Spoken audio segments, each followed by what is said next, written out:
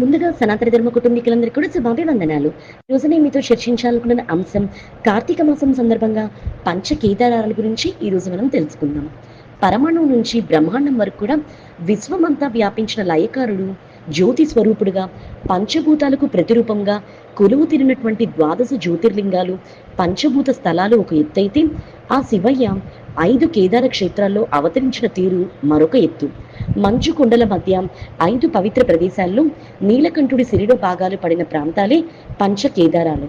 కైలాసాన్ని తలపించే ఈ 5 శైవ దక్షిణ క్షేత్రం అత్యంత శుభకరం, సర్వపాపహరణం. ఆకాశాన్ని తాకే మంచు పర్వతాలతో, పచ్చని ప్రకృతి అందాలతో అలరారే దేవభూమే ఉత్తరాఖండ్. దేవతలు నడయాడిన నేలగా పిలిచే ఈ పుణ్యస్థలలో శ్రీమన్నారాయణుడు బద్రీనాథుడుగా అవతరిస్తే, కైలాసవాసుడు ఏకంగా 5 చోట్ల కొలువు తీరి భక్తులను అనుగ్రహిస్తున్నాడు. ఆ ఆలయాలకి పంచ కేదారాలు అనే పేరు కలదు.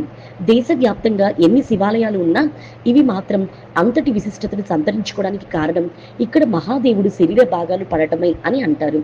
పాండవులు నిర్మించినటువంటి ఈ మహాక్షేత్రాలను దర్శించుకుంటే కైలాసంలో కొలువైన పరమశివుని పూజించిన ఫలితం దక్కుతుందని ప్రతీతి.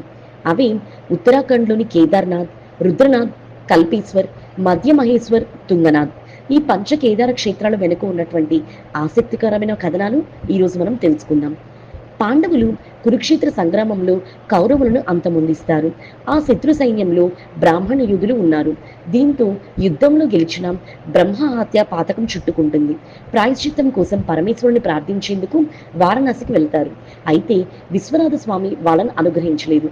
పాండవుల నుంచి తప్పించుకునే క్రమంలో నంది రూపాన్ని ధరించి ఈ ప్రాంతానికి చేరుకున్నాడు. ఒక చోట ఎడ్లు మేత మేస్తుంటే వాటి మధ్యలోకి వెళ్ళి దాక్కున్నాడు. భీముడు అది చూసి శివుణ్ణి గుర్తించి ఎద్దు తోకను, కాళ్లను పట్టుకునేందుకు శక్తి కొద్దీ ప్రయత్నించాడు. అప్పుడు శివుడు భూమిలోకి అదృశ్యమయ్యే క్రమంలో ఆ దేవదేవుడి శరీర భాగాలు 5 ప్రాంతాల్లో పడ్డాయంట. అలా కేదార్నాథులో వీపు భాగం, తుంగనాథులో చేతులు, రుద్రనాథులో ముఖం, మధ్య మహేశ్వరులో నాభి, కల్పేశ్వర్లో జటాజూటం పడ్డాయని అంటారు. ఆ 5 వేరువేరు భాగాలను దర్శించుకున్న పాండవులు ఆ తర్వాత అక్కడ ఆలయాలు నిర్మించి మోక్షాన్ని పొందారనేది కథ. అలా భక్తులకు అందుబాటులోకి వచ్చాయి పంచ కేదార క్షేత్రాలు. దాదాపు ఒకేలా కనిపించే ఈ ఆలయాలు విశిష్టతను మాత్రం దేనికదే ప్రఖ్యాతి గాంచింది. ద్వాదశ జ్యోతిర్లింగాల్లో ఒకటైన కేదార్నాథ్ పంచ కేదారాల్లో ఒకటి. చార్ధామ్ యాత్రలోనూ భాగమైన ఈ ఆలయం సముద్ర మట్టానికి దాదాపు 3600 మీటర్ల ఎత్తులో గంగానదికి ఉపనదైనటువంటి మందాకిని ఒడ్డున కనిపిస్తుంది. ఇక్కడ వాతావరణ పరిస్థితులకు అనుగుణంగా ఆలయ ద్వారాలను అక్షయ తృతీయ నాడు తెరిచినా చలి పెరిగే కొద్దీ మూసేస్తారు. సాధారణ శివాలయాలతో పోలిస్తే ఇక్కడ శివాలింగం త్రిభుజాకారంలో కనిపిస్తుంది. వాతావరణ పరిస్థితుల్ని తట్టుకునేలా ఆలయాన్ని రాతి పలకలతో నిర్మించారు. ఆదిశంకరాచార్యులు ఈ పరిసరాల్లోనే మహాసమాధి పొందారని ప్రతీతి. అందుకు గుర్తుగా శంకరుల సమాధిగా భావించే నిర్మాణాన్ని ఆలయం వెనకాల చూడొచ్చు. గుడిని మూసేస్తున్నప్పుడు కేదార్ బాబాగా పిలిచే స్వామి విగ్రహాన్ని స్థానిక ఉకీమట్లోని ఓంకారేశ్వర్ ఆలయానికి తరలిస్తారు. అక్కడ 6 నెలల పాటు పూజలు అందుకుంటాడు మహాదేవుడు. ఆ సమయంలో ప్రధాన పూజారి కూడా ఉకీమట్కు వెళ్ళిపోతాడు. స్వామి దర్శనం తర్వాత వేడి నీళ్లు వచ్చి గౌరీకుండ్ ఆకుపచ్చ కొలనుగా కనిపించే వాసుకితల్ని కూడా మనం చూడవచ్చు. తుంగనాథ్ రెండవది.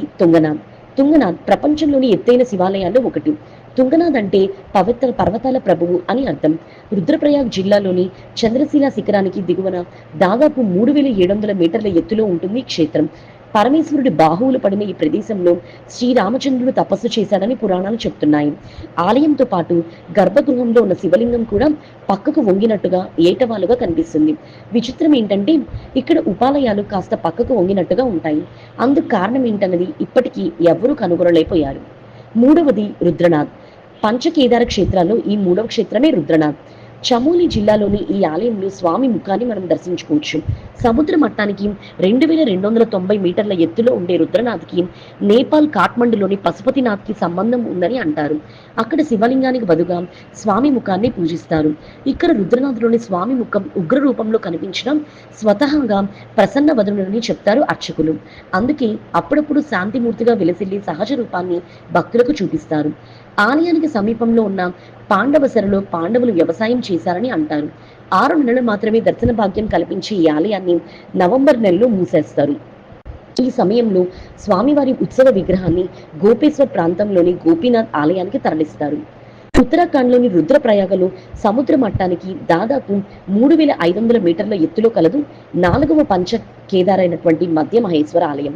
ఈ ఆలయాన్ని చేరుకోవాలంటే రామ్సీ అనే గ్రామం మీదుగా 16 కిలోమీటర్లు ట్రెక్కింగ్ చేస్తూ వెళ్ళాలి.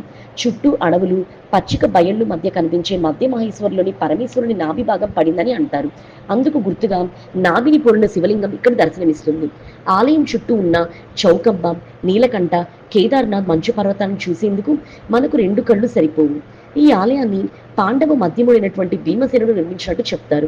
మంచు తీవ్రతను బట్టి నవంబర్ మాసంలో ఇక్కడున్న విగ్రహాన్ని ఉకీమఠ్కు తరలిస్తారు. ఇక్కడ నుంచి 2 కిలోమీటర్ల దూరంలో ఉన్న బుడా మద్మహేశ్వర్ ఆలయాన్ని సందర్శించడము పంచ కేదార క్షేత్ర దర్శనంలోనూ ఒక భాగమే. 5వ పంచ కేదార క్షేత్రంలో చివరిదే కల్పేశ్వర్. కల్పేశ్వర్ స్వామివారి ఇక్కడ జటాజూటం పడిందని చెప్తూ ఉంటారు. అంటే కేశాలు పడ్డాయని అర్థం. అందుకే ఈ స్వామిని జటేశ్వర్, జటాధర్ అని పిలుస్తారు. మిగిలిన 4 కాకుండా చమోలి జిల్లాలో ఉన్న ఈ ఆలయాన్ని ఏడాది మొత్తం తెరిచి ఉంచుతారు. చిన్న గుహలా కనిపించేటువంటి ఈ ఆలయం సముద్ర మట్టానికి 2,200 మీటర్ల ఎత్తులో ఉంటుంది. ఒకప్పుడు ఈ ప్రాంతంలోనే కల్పవృక్షం ఉండేదని, దాని దగ్గరే దూర్వాస మహర్షి తపస్సు చేశాడని స్థల పురాణం చెప్తుంది. మరి తెలుసుకున్నారు కదా పంచ కేదార ఆలయాలు, మరి వాటి విశేషాలు. శివయ్య శకలాలు పడినటువంటి పంచ కేదార క్షేత్రాల గురించి తెలుసుకోవడం అత్యంత శుభకరం. ఈ వీడియో చూసిన మీ అందరికీ కూడా శుభాకాంక్షలు.